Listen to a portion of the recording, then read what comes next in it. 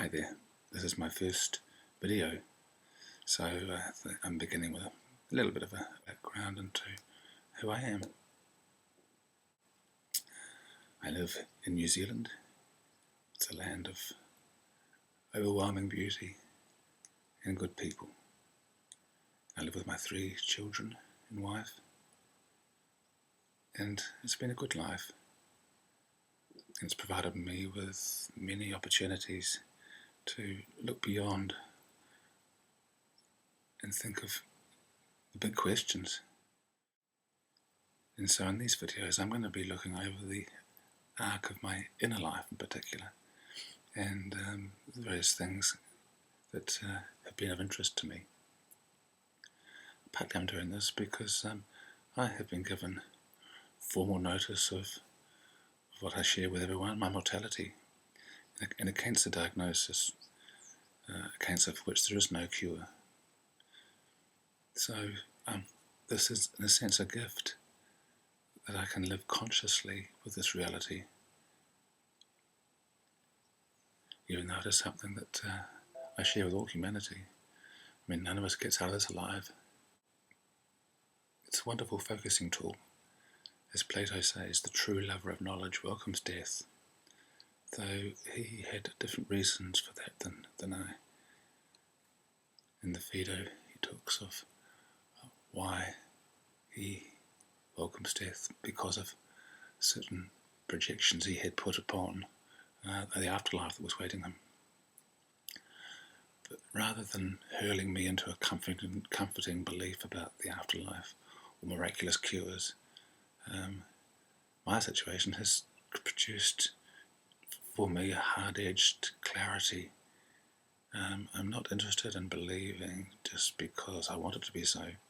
I don't seek to believe. I want to make peace with things the way they are. By the time you get to my age, there's a heck of a lot you've learned.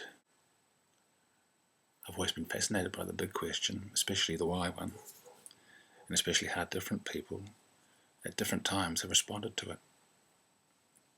I've entered my profession as a teacher at various times of physics and philosophy and maths, religious studies and classics. And I read widely as a student and practitioner also of Eastern, especially Buddhist practice and philosophy, Jungian thought, neuroscience, a history of maths and philosophy, all in pursuit of that clearer understanding. I mention this not to indicate any expertise, but just to illustrate the comprehensiveness of my passion. I've even delved into the intricacies of astrology, I Ching, etc., as a map of consciousness that is out there. My life's arc has traversed the ground of magical thinking as a youngster, and that was maybe set up by the consolation of faith I learned in my Catholic education. But that left me, as do most religions from Buddhism to rapture-seeking fundamentalism, parked at the 11-year-old maturity level and missing the intrinsic power that it contains. I think that people need to push on independently. The process of demystification, aided by a relentless, hard-headed as-it-isness of the Buddhist practice, and it led me to a fairly deep but productive skepticism. Yet through all this there was never an escape from the questions. I suspect that our religious instinct in fact arises through evolutionary hardwiring, and it won't be grown out of or reasoned away as Richard Dawkins et al. Seem to expect. I've been impressed by the findings of those who have used meditative techniques to hone their cognitive apparatus over years to observe the mind closely. I think that's a very important and rich path. I follow this path with support from Jung and neuroscience and evolutionary psychology, and always with a truckload of rational skepticism. And now, having a well-developed nose for spiritual BS, I find looking to the re-enchantment of creation, in the sense of finding more and more in less and less, living deeply rather than shallowly and broadly, with the creative force that holding and ambiguity can give. As William Blake in his Auguries of Innocence said, to see the world in a grain of sand and heaven in a wild flower, to hold infinity in the palm of your hand and eternity in an hour. Mahayana Buddhism, in the various schools attached to the Mahayana vehicle, have the same notion in the concept of the Bodhisattva, who essentially shows that with deepening insight, we die to the illusions of the self and recede from the centre of the universe we've occupied, and so the other can enter and participate with us in a loving kindness and compassion. It's about discovering the richness and beauty of the view, its enchantment, when we get out of the way. This is very mundane, yet transcendent.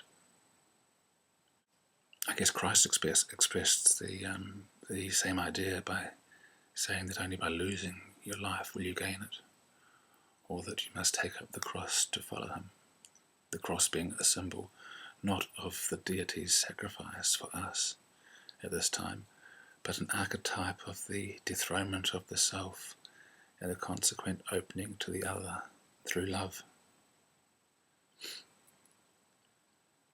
My understanding of religion is very broad, so much so that I think that the religious feeling is universal, whether or not you're a professing faith-busting atheist or materialist Marxist utopian or a Bible-bashing, rapture-waiting Baptist bigot, or even an open-minded, ever-seeking middle-aged man. I think you might well be caught in William James's definition of religious belief, the belief that there is an unseen order and that our supreme good lies in harmoniously adjusting ourselves to it. I would further argue that there's a strong evidence gathering that it is actually a statement of an adaptive, evolutionary human characteristic. And a word about the channel name that I've chosen, Soulfetcher. It's not the Soulfetcher, it's a Soulfetcher. It just reflects my interest in fetching soul, mystery, out of the demystified matter that I've grown through using rational explication. Rationalism tends to reduce the world to mere mechanism and a material world. I try to find the hidden transcendent, but not by the infantile return to the unconscious, like the New Age chakras and crystals and star signs and divine intercession. No, but in the conjunction of opposites, as Jung would have said, achieved when you hold ambiguity rather than collapsing dualities into one pole or the other.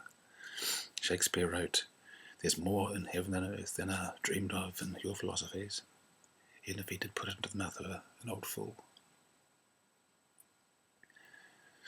For example, for me, the Bible is not about a revelation of God.